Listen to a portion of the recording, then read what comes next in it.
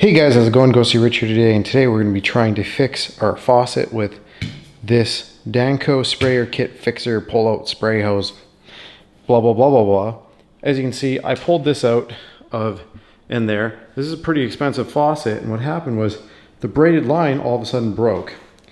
Well, good news is I found this kit, and this line literally looks to be the exact same. It just comes with a bunch of adapters. So my goal is to help you understand the adapters. So as you can see, I've got the head of the faucet here. I've got to figure that out first. So in doing so, I found out we need this piece, and how we know that is just hand thread it on. Make sure that it threads. Don't force it. It should go nice and buttery smooth. Next thing we need to do is not this guy, but this guy. That has to slide in there and go inside here. And that now will thread onto this hose. So first thing you want to do is thread that onto the hose. I wouldn't do that in here. What I would do, which I'll show you in one sec. First things first, throw the smallest gasket inside there so that way it seals. Next, slide this piece on, and now thread that piece onto there. Once you've done that, go ahead, slide this all the way up, and then now put the big gasket from right there onto here so that way it seals, and then tighten that one on. Perfect. Now that we've confirmed that that works, now we need to confirm that we can go to the quick disconnect on the faucet. It's under there. Make sure you find a way to get onto that quick disconnect, whether it's using old pieces, because if you can't adapt to that quick disconnect, don't proceed.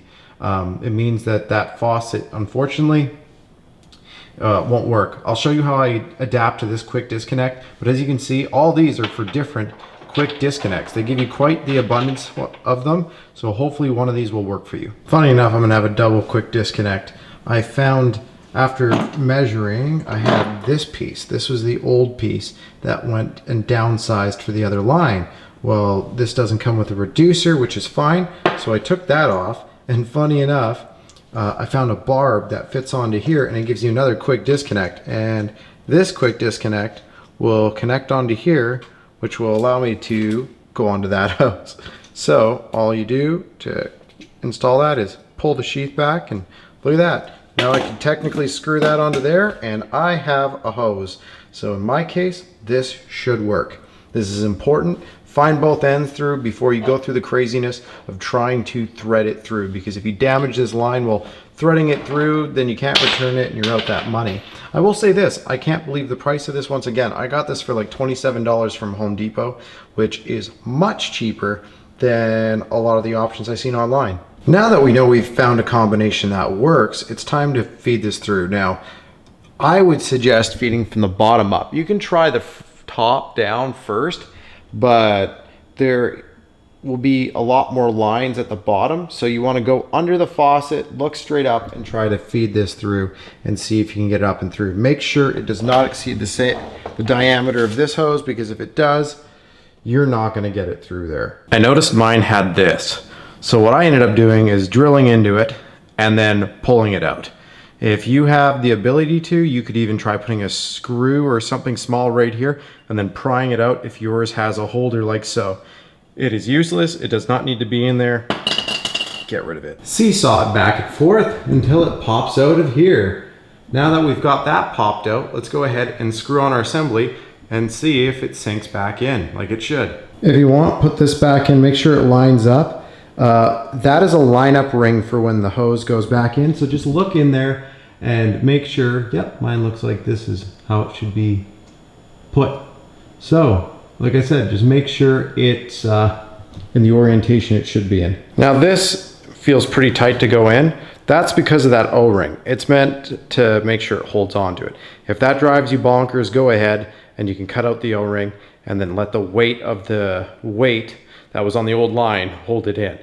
But again, it's nice kind of, because as long as you hold on to this when you sink the head back in after you finish cleaning, it'll actually hold it in and keep it to a nice tight sitting position. But again, all you have to do is you can do that or lube this O-ring just with a tiny bit. If you have any sort of grease in your garage or any sort of lube. I wouldn't use WD-40 though. So for your quick disconnect sequence, go ahead and just make sure that it's all watertight. I'm gonna check the water now. If you notice any leaks, don't worry. Just go ahead, make sure your O-rings are in the positions they should be in, and then you might have to tighten up the fittings. So let's go ahead, we'll open up just the cold for now. You don't have to open the hot to test. It might take a second, you might see some air bubbles. At this point, inspect for any leaks. You can feel around it. If you feel any water, turn it off and tighten your fittings. Now let's go ahead and engage the hot water. Once your hot's been turned on, you can test. And yeah, we're working all the way through. Go underneath, make sure there's no leaks. I don't see any leaks so far. I will definitely probably give my fittings just a little bit tighter of a fitment, but again, don't go too crazy. All you do is put the, I think it's usually 2 Phillips. They go opposite ways. Once you put that weight on there, let's go ahead and go up top. And again, one more test. I also just put lubricant on there. Other than that, after you put the weight on it, as you can see, we're going in, we're going out. It sits well. That goes here. And it seems to be working just fine. I hope this helped you get your faucet back up and going. And as you can see, it's not that much trouble, but you just want to make sure the connections are right before you waste that time in trying to get it through here, because this can be the fun part. Make sure you can match the quick disconnect that is on that side. So far, out of all the kits I was looking at, this one was the most universal. So go ahead, give this kit a try, and that should be it. Thanks again for watching. Press the like if it helped you out and subscribe for more.